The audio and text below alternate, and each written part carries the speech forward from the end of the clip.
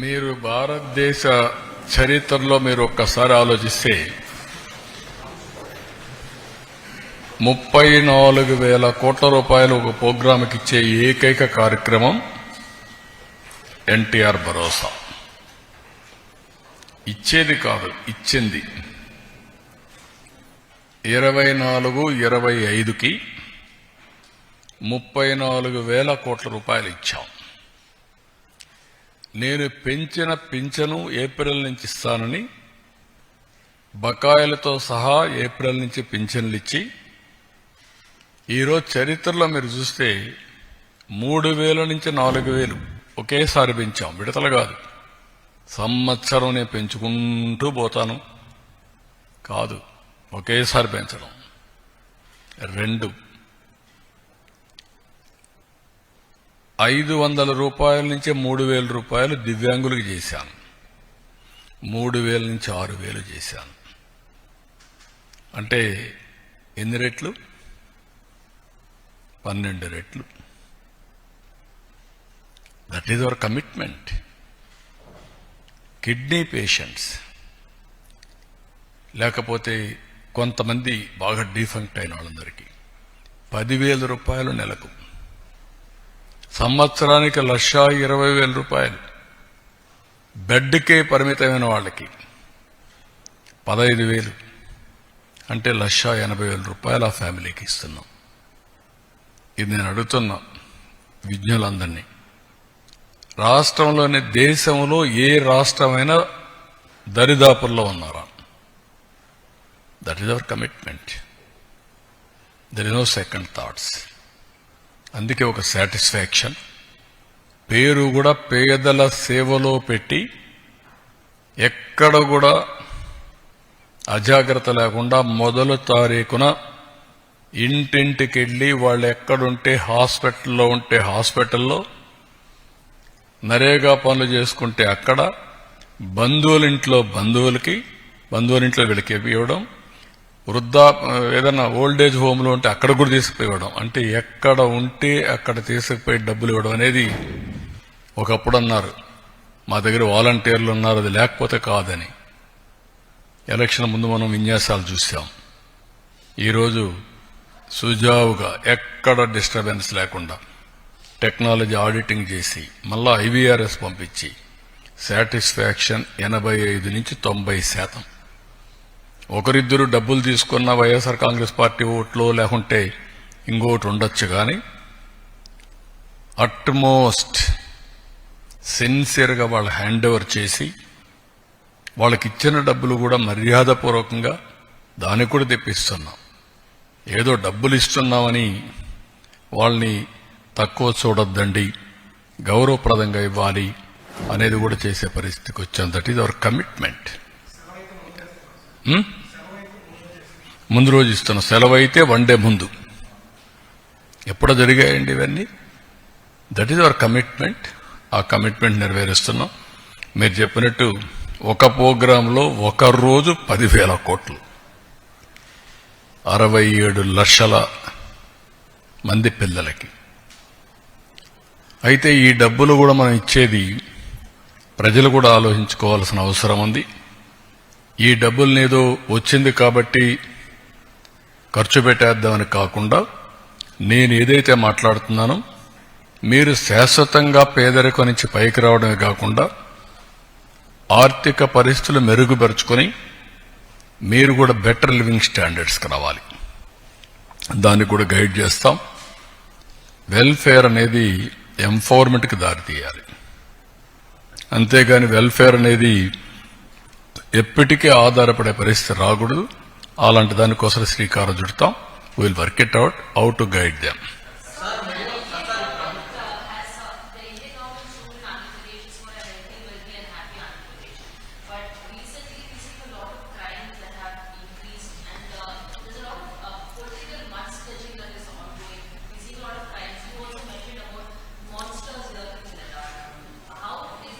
Now, can you tell me anywhere in the country,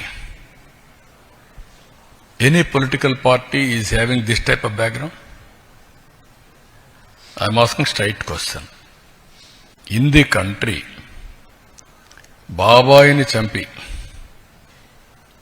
ఆనాటి ముఖ్యమంత్రి నేనే నా చేతిలో కత్తి పెట్టే ధైర్యం వచ్చిందంటే నేరస్తులకి, కెన్ యు ఇమాజిన్? దాన్ని నమ్మించడానికి సాక్షి, పేపరు, టీవీ పెట్టుకొని పదే నమ్మించి సానుభూతి సంపాదించినది కూడా చూశారు కదా మీరు. Are the fit in politics? ఏంటి మన తెనాలి? ఎవరు వాడు? Rowdy sheeter. ఎవరు వాడు? గంజాయి బ్యాచ్. వెళ్తావా? మీరు వెళ్తారా? ఎన్ని గుండెలుండాలి మీకు? ప్రజలు మీకు సపోర్ట్ చేయాలన్నా. ఇంకొక పక్క నిన్న పొగాకు. ఏంటి నీ పని? పొగాకుకు నేను చెప్పాను, ఎవరిచ్చారండి? 12,000 రూపాయలు క్వింటాలకిచ్చి కొనిస్తున్నాను. మా దగ్గర ఎక్స్పర్టైజ్ లేదు, గోడౌన్స్ కూడా లేవు, రైతులు ఇబ్బందుల్లో ఉన్నారు. ఎంతైనా పర్వాలేదు, నష్టం వచ్చినా పర్వాలేదు, కొనాలని కొంటున్నాం. కొంటే మీ బాధ్యత ఏంటి? ఎప్పుడన్నా చేశారా మీరు? బాధ్యత లేకుండా పోయి ఒక 15,000 మందిని ఎసకపోయి ఇక్కడ ఏం చేశారు? అమరావతి, దేవతల రాజధాని అమరావతి, ప్రజా రాజధాని అమరావతి, వేశ్యల నగరం. ఇది ఎంత కొవ్వెక్కుందండి మీకు? ఇంకా సమర్థించుకుంటారా మీరు? మీరు అడిగిన క్వశ్చన్ చెప్తాను, కెన్ యూ ఆన్సర్? ఇలాంటి వాళ్ళని మీరేం చేస్తున్నారు? మీడియా. మీ ఇంట్లో ఆడబిడ్డలు లేరా? మీకు తల్లి లేదా? కూతురు లేరా? మీ భార్యలు లేరా? What are you talking? మనకు బ్లడ్ బాయిలింగ్ కాలేదా? ఇలాంటి వాళ్ళు నిన్న దాన్ని డైవర్ట్ చేయడానికి పోయి గొడవ చేస్తారా మీరు? ఈ ఇష్యూను డైవర్ట్ చేయాలా? దీనికి ఏం చేయాలి? ఒక చిన్న గీత ఉంటే ఇంకొక పెద్ద గీత గీయాలి. అంటే పోయి 15,000 మందిని పెట్టుకొని రౌడీజం చేస్తారా? అంటే మీ ఉద్దేశం ఏంటి?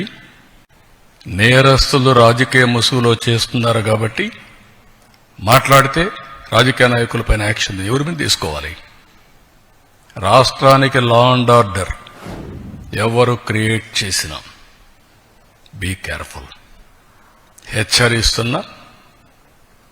నేనెప్పుడు భయపడలా.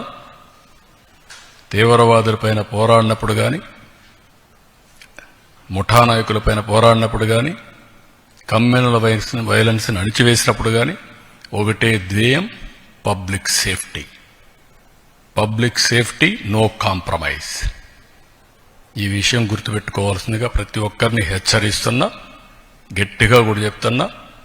ఎన్నోసార్లు చెప్పా, చేసి చూపిస్తా.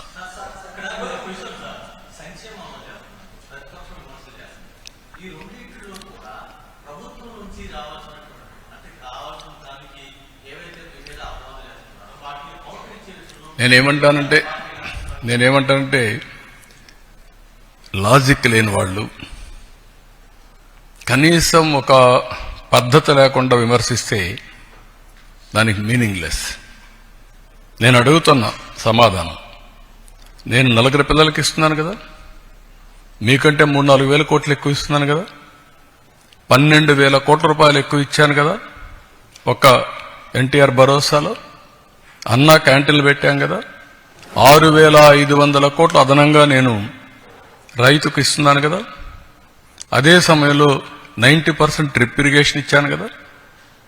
అదే సమయంలో ఎక్కడ ఎంఎస్పి ప్రాబ్లం ఉంటే అక్కడ కొంటున్నాం కదా. కోకో కొన్నాం కదా. మ్యాంగోకు 4 రూపాయలు కేజీకి ఇస్తున్నాం కదా.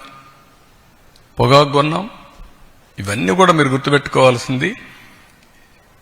కొంతమందికి విష ప్రచారం చేసి, రౌడీజం చేసి, దౌర్జన్యం చేసి పెత్తనం చేయాలనుకుంటున్నారు. ఆ ఆటలు నా దగ్గర సాగవు. నేను ఐఎమ్ వెరీ క్లియర్. మళ్లీ చెప్తున్నా, మీ ద్వారా ప్రజలకు కూడా చెప్తున్నా, ఇంతవరకు నా మంచితనాన్ని చూశారు. తోక తెప్పితే మాత్రం పబ్లిక్ సేఫ్టీ కోసం ఎవరిని ఉపేక్షించడం. అందరికీ గుణపాఠం ఉంటుంది.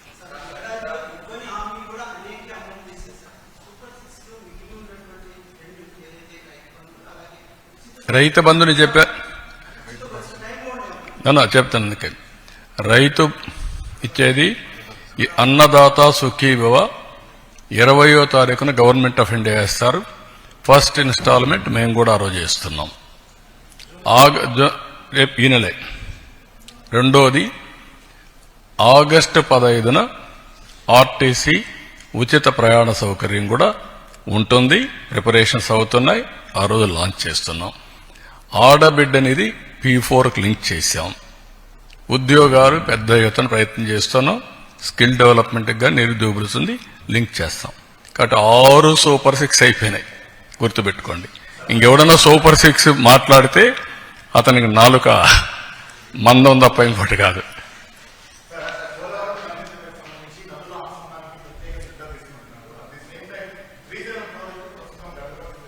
అది కూడా చెప్పాం.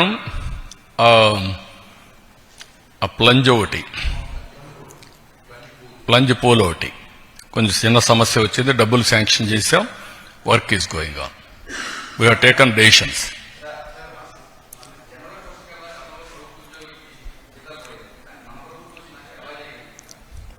నేను ఒకటి కాదు, మీరు గుర్తుపెట్టుకోవాల్సింది ఇబ్బందులు చాలా ఉన్నాయి. దిగమింగి అనునిత్యం రోజుకు 1 గంట అయినా నేను ఫైనాన్స్లో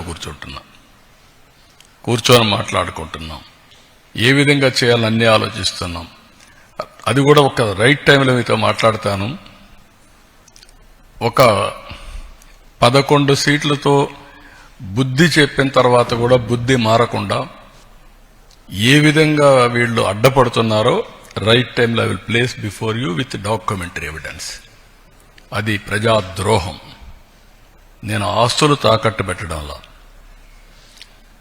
మద్యం ఆదాయాన్ని తాకట్టు పెట్టడంలా, కానీ ఒక క్రెడిబిలిటీతో ఎక్కడ కూడా సంక్షేమం ఆగకూడదు. అభివృద్ధి ఆగితే ఆదాయం తగ్గిపోతుంది. 2 బ్యాలెన్స్ చేయడానికి సమాంతరంగా తీసుకుపోతున్నా. దాని మీద ఎన్ని ఆటలాడాలన్నీ ఆడుతున్నారు. రైట్ టైంలో మీకు చెప్తున్నా. ఈరోజు అందుకనే జీతాలే కాకుండా పెన్షన్లు కూడా రైట్ టైంలో ఇస్తూ అందరినీ ఎక్కడికక్కడ చెప్పిన హామీలు ఎవరికి ఏ ఇబ్బంది లేకుండా చేస్తున్నాం.